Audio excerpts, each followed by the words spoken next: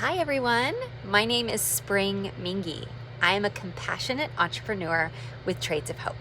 I'm so glad that you've taken some time out of your weekend to gather with friends that love you. And so I'm so thankful that you accepted Elisa's invitation and that you're here.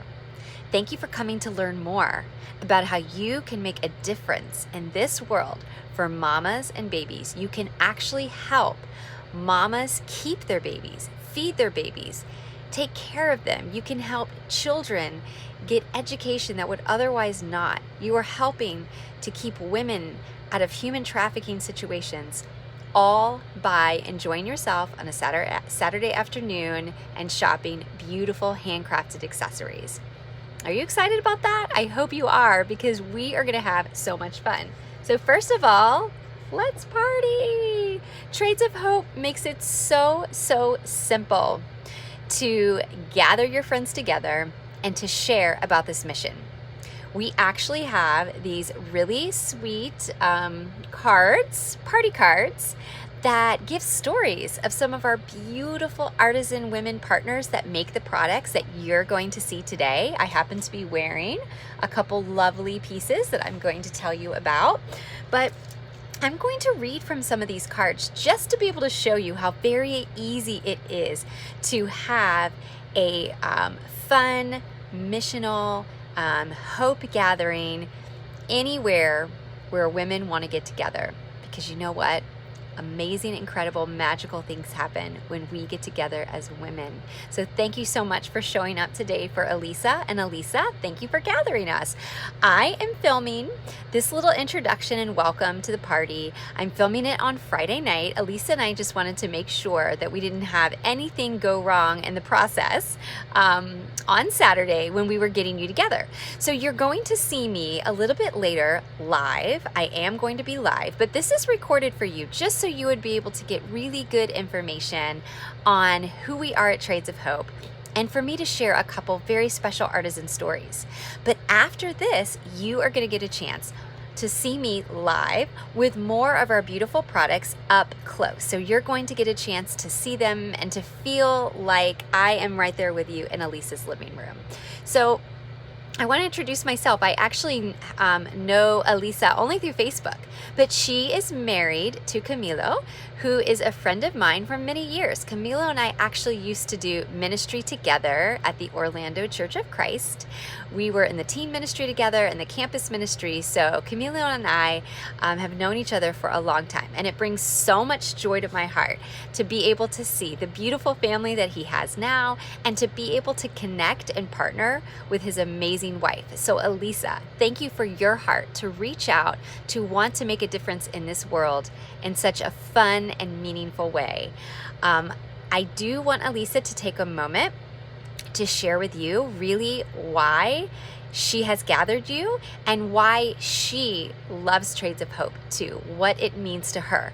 So she's either going to do that before this video is playing for you, or she's going to do it after. But I do want to make sure that you hear from her specifically. So I have been a part of the incredible mission of Trades of Hope now for 5 years.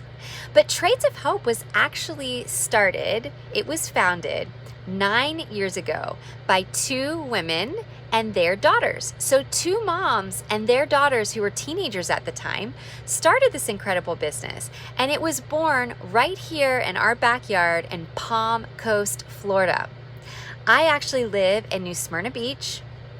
I live in a tiny little home, a little tiny home on wheels, 3 miles from the beach with my family. I have been married now for 13 years to my husband, Stephen, and I have 1 sweet, amazing daughter. She's 9 years old. I homeschool her, and we also have a puppy named Charlotte. I think you can see Charlotte right here. There she is. She's sleeping, but there's Charlotte. So that's my family. I was a teacher before having my daughter, and so Trades of Hope was just this very natural, beautiful fit for me.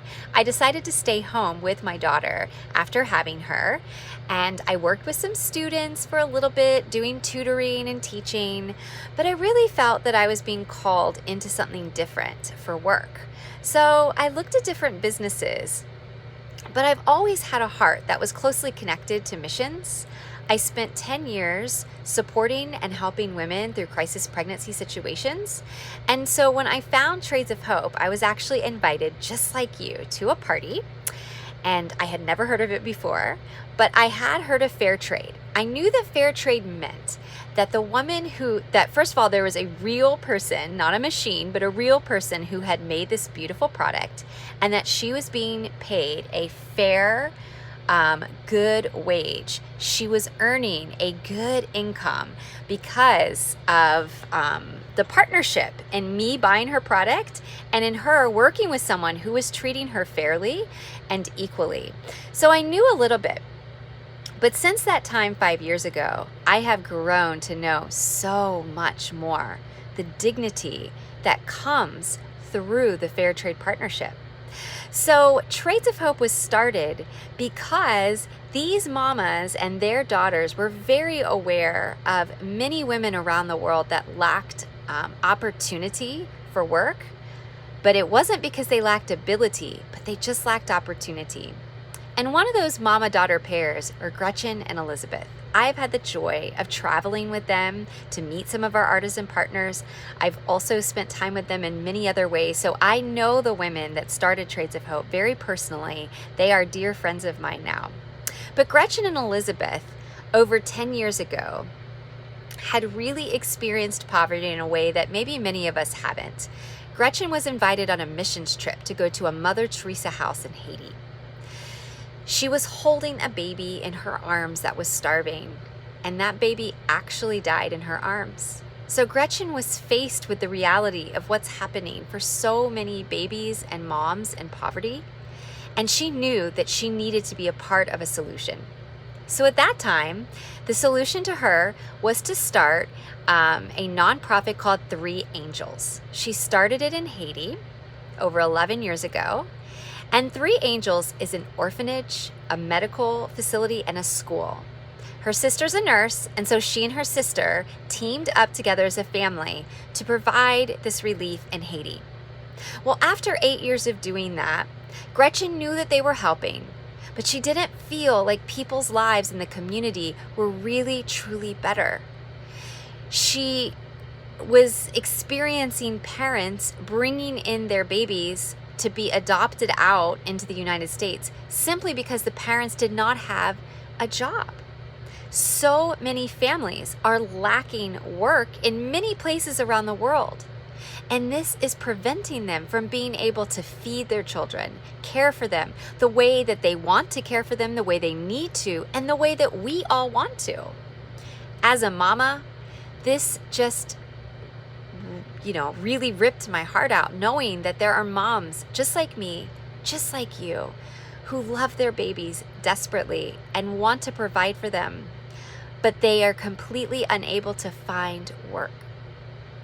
And so the solution then, in that way, is mama needs a work. Mama needs a job, right? Mama needs to work. And so when Gretchen was realizing that so many of the babies that were in her orphanage were children who weren't really orphans. They were loved by their mom and dads, but the moms and dads needed to work. So Gretchen started researching micro lending. What happens when you can give a small business loan to a woman in poverty so that she can rise out of poverty? Gretchen started researching this and was excited about the idea of adding this to her nonprofit. The board decided that they wanted to strictly stay charity-based, and so then Gretchen decided that she would move on to create a new business endeavor, and that is when Trades of Hope was born. So we are very purposely not a charity, but we are a missional for-profit business. And the reason why is because charity is so important initially, but it doesn't always create dignity, and it definitely doesn't create a way for people to move beyond that charity base so that they can provide for themselves and their families. So we are a part of a movement that charity starts here. And then in order for people to be able to rise up and break the cycle of poverty, they need to have another step beyond charity. So we are creating this beautiful staircase of hope and really working to end poverty. And as we work to do that, we're working to end human trafficking with that. Because so much of exploitation of children and women and people, it's happening because of poverty being a root of that. So we are gathering together today to be a part of ending poverty and ending human trafficking. And I'm going to share with you a few stories of how this is so beautifully working. But before I do,